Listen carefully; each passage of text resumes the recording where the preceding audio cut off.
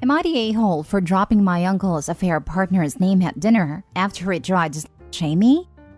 I'm female 20. My uncle, my father's brother, is 37. I remember when I was a kid, he used to bring a different girl every time he visited us. Not that often, I'll admit, until he suddenly stopped visiting a few years. I was a teenager at the time, so I had no idea what was going on with him until he came home for my dad's birthday. Dad didn't like it, but he let him in. That night, my dad explained that my uncle was a serial cheater and had stopped coming over after I called him out on his behavior, and he didn't like it. But this time he seemed to have changed, but will not be involved in my uncle's business again. Well, my uncle got married and made a happy home with his new wife. Until last year when my uncle invited me to watch a movie in the theater. But he wasn't alone. He had a girl with him who wasn't his wife, who we'll call Macy. I was too afraid to ask about it, but he talked to me alone and told me not to tell anyone about her. Except that I told my father. He was disappointed, but told me to mind my own business and that he no longer cared what my uncle did. So on Easter, we had dinner with my family. I brought my boyfriend, male 20. We have been dating for a few months. One thing you should know is that I've dated a girl before. My uncle knows this and makes jokes about it at my expense. He came to dinner with his wife, and during the night he made fun of me. At one point, he looked at my boyfriend and said to him, "You need to ask her for a group activity before she does one without you, mate." I was shocked, and everyone at the table went silent. Even my grandma, who always made snide comments about everything, didn't know what to say. I was embarrassed and annoyed, so I said, "So uncle, how's Macy?" His wife asked, "Who's Macy?" He tried to say, "Nobody, I don't know." But I replied, "But we went to the movies together last year. She looked nice." His wife looked at me like if looks could kill, and she said we're leaving, and they just left like that. Later, my uncle texted me about how immature that was. It was none of my business to get involved. And now he had to factory reset his phone because his wife will not stop asking to see his phone unlocked, and is still bothering him about it.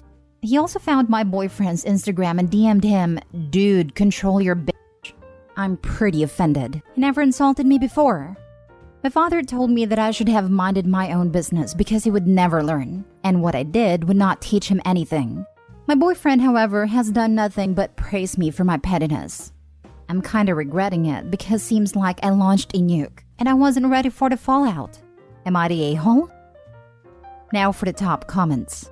Not the a-hole. That was an awesome move. Next time, uncle should learn how to keep his mouth shut. If his wife asks you about Macy, don't lie. Also, I would like to add that when he brought the affair partner around, he made it OP's business. What kind of a-hole does that? Oh right, one that cheats on his partners. Why the heck would he take you somewhere with his affair partner? He's too stupid to get away with it. If his wife didn't find out like this, I'm sure she would have found out some other way. Not the a-hole. My dad literally took me to McDonald's to meet this woman he was cheating on my mom with. Cheaters are dumb. When my mom got home, I told her right away. My dad took my little brother to help clean the apartment he was moving into, without my mom's knowledge. My brother told our mom literally as soon as they walked in the door at home. Lol. Not the a-hole. You never owe a cheater loyalty. He cheated in front of you, likely used you as a cover, and had the indecency to shame you in front of your partner and family. Honestly, he deserves anything he gets. Not to mention messaging her boyfriend and calling her the B-word. This is not how you treat family. He's a prick, not the a-hole. Next story. Am I the a-hole for exposing my half-sister's lies about our childhood? I, 24 female, have a half-sister, 27 female. We'll call her Taylor. My dad had weekend visitation with Taylor at our house until I was 8, and it was the worst. She bullied me really badly anytime I saw her, to the point that I would scream every time my dad even mentioned her coming over. Even if we were kept apart, she would break my things, upset my pets, and tell lies about me. Every week, her mom would end up in the kitchen screaming at my parents. Taylor's mom died when I was 11. Her mom didn't have any family able to take her in, and neither did my dad. My dad was the only one who could get custody. When I was told about this, I freaked out, screaming, crying for hours, calling my grandparents and demanding to live with them. All of it.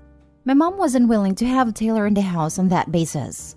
and I'm pretty sure she said she would move out if my dad pushed the issue.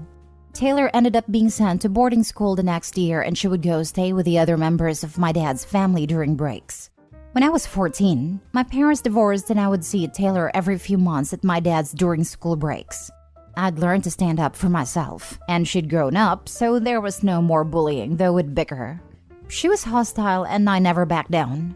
I didn't see her much after she went to college, and then I went to college far away as well. We now live in the same small city. I moved here in March.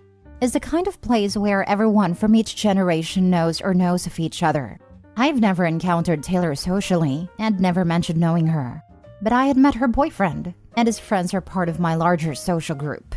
The other night I was at a party, and Taylor and her boyfriend were there as well.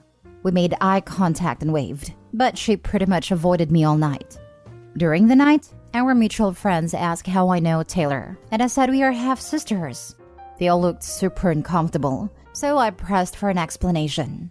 Basically, Taylor's been telling everyone that she was homeless as a kid because her stepmother and half-sister hated her and demanded she be shipped off to boarding school and made her dad ignore her.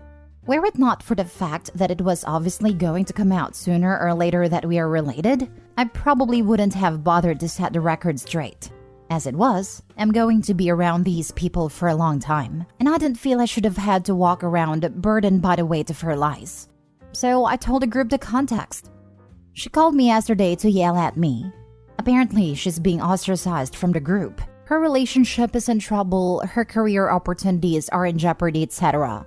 I don't see how any of this is my fault, because she's the one who lied. But according to some people, I should have been a bit gentler in my retelling of the facts, because it's her experience, and I've basically blackballed her.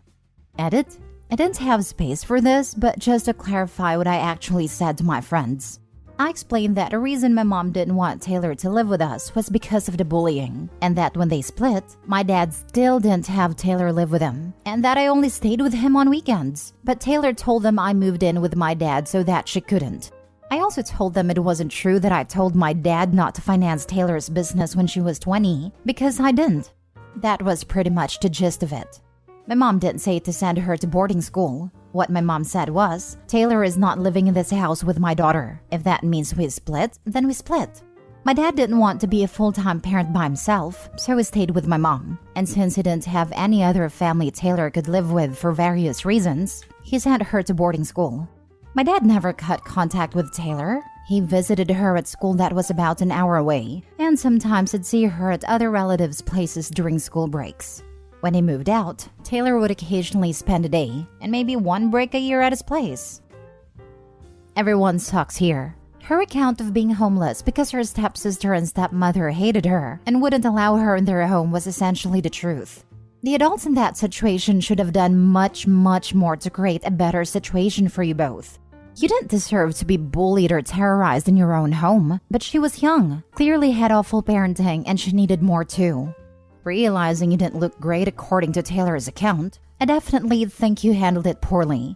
You moved to her city, joined up with her friend group, and when telling your side of the story en masse, you should have been more gentle and even perhaps more neutral, acknowledging you were both children when all this went down. Honestly, despite sounding like a bit of a craphead as a kid, I really feel bad for Taylor, because she was by all accounts abandoned by her family and is now on the outs from a large friend group. The dad should have left Opie's mother the moment she made him choose between his daughters. That way, he could have the girls in separate times and work on helping Taylor the way she needed, but he chose the easy way out. Opie's mom did the right thing by protecting her daughter. Not the a-hole. For someone to entirely reverse their decision about a person based on the story of a stranger they've just met, that's a big deal. It feels like it wasn't actually a surprise. For it to have had as big an impact as to upset work opportunities over hearsay. She's probably been tending to a garden of red flags for a while. Her sister was that one friend that no one really likes, but pities too much to end a friendship. Opie just enabled the friends to get over their pity, and they no longer had any reason to maintain the friendship. Next story. Am I the a-hole for not pushing my family to include my fiancé in Christmas card photos? I, 37 male, am engaged to my fiancé, 31 female, planning on getting married at the end of this year. My family takes a Christmas card photo every year, usually around big events like graduations or parties when everyone is together, which isn't often. Years ago, my mom instituted a not until you married policy to include significant others in photos and applied that rule to my brother when he was dating and engaged to his now wife. My fiancé has had significant issues with this. Last year, when the family took photos shortly after she and I were engaged, she directed many snide comments to me about how excluded she feels. This year, she flatly refused to drive with me to a family graduation, saying how hurt and excluded she felt by this policy. Since we are getting married this year and the card is coming out the year we are getting married. I've tried to explain that this isn't our card. This isn't our right to tell others who can and can't be on their card, and we could always have our own card to start our own tradition. She made several comments around how surprised she is that I haven't stood up for her to my mother, even telling me that she's discussed the issue with others, and they also are surprised that I wouldn't take a stand with my mother on this. She also made a point multiple times to say, "Good, less time to spend in photos with them at the wedding," implying a tit-for-tat response to this policy. I don't really know what to do. Am I the a-hole? Your mother is very wise. Your fiancé is a bit of a main character, isn't she? Wow, and she's already planning retaliation at your wedding? Dude, you may seriously want to rethink things here. These are red flags, and her behaving like an entitled child is going to cause some serious friction now and later. You are not a-hole, but your fiancé definitely is and needs serious help. Edited to Ed, read some of your other posts. OP, you need to run. So many red flags. Just run. To those of you defending the fiancé, check OP's post history. It explains the general reaction, "Oh my god, no, don't do it." Mom's rule may be a bit prescient. Exclude fiancé, fiancé gets pissy, son sees fiancé is pissy, wedding is called off, fiancé never becomes family, rule vindicated. Mom's rule is in fact a test. Honestly, this is the easiest mom test I've ever heard of. If this woman can't suck it up about being included on someone else's Christmas card for a year or two, God help the man who marries her. I get the rule when someone is dating, but if you're engaged, it does feel a little harsh. My family isn't exactly super open with other people in our photos either, but I think this is pretty rude. So soft, you're the a-hole. Meh, some people use the word engaged pretty loosely. Sometimes it's an excuse to live together without setting a date. I get that OP has firm plans for the end of the year, but plans change. Married is an arbitrary line, but at least it is easy to determine. OP is correct that is not his Christmas card and not his rule.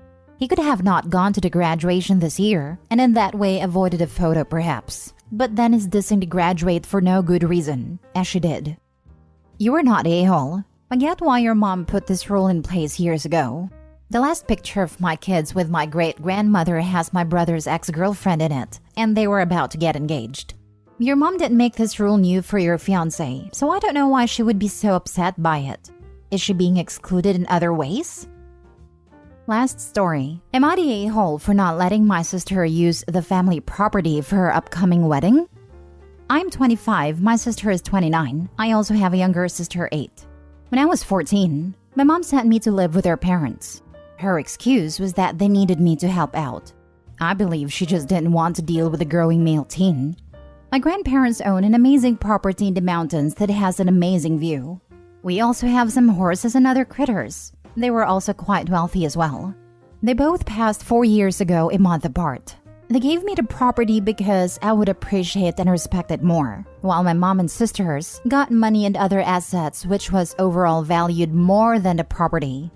In the past 4 years, I turned part of the property into a venue for mainly weddings. Grandparents knew of this idea and thought it was a good one.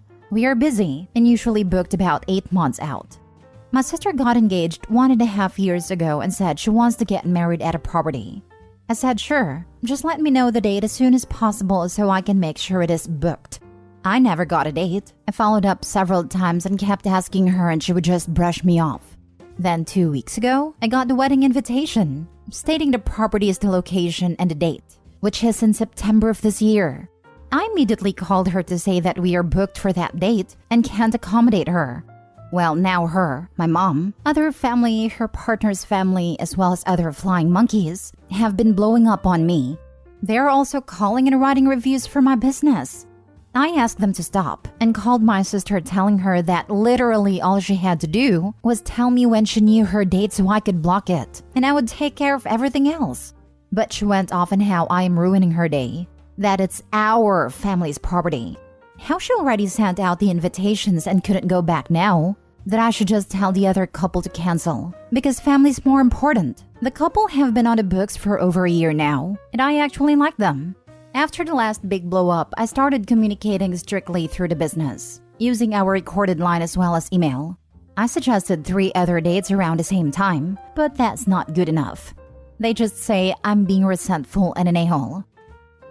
Not the a-hole, but your sister's a giant a-hole for expecting you to cancel another couple's date for, what, selfish family?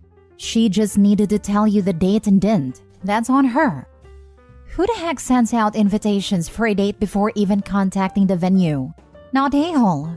I was all ready to read a story about OP saying no or fighting a family versus individual ownership and some personal drama. But there's none of that. It is really as simple as sending an invite for a date without even asking the venue. I just don't understand how people can be so consumed in their own weddings. So thankful my wife was not like this. It reminds me of the people who just decided to have a wedding at a mansion without telling the owners, sent invites, and showed up on the day claiming they had a right because they prayed for it or something. Wacky. Not a-hole. I would suggest getting a lawyer involved before your family causes harm to your business. Send them all cease and desist letters. This is your property and business. Do not allow them to discredit it just because they are not getting their way. I'd also put a PSA out that our wedding will not be at your venue. That way, a bunch of people don't show up and ruin this other lovely couple's wedding by causing a scene. One thing I have learned is you never mix family and business. Family will never respect your business because they feel entitled to it. So it's best to not only offer family a small discount, but still make them go through all the proper channels, or they don't get whatever service you provide.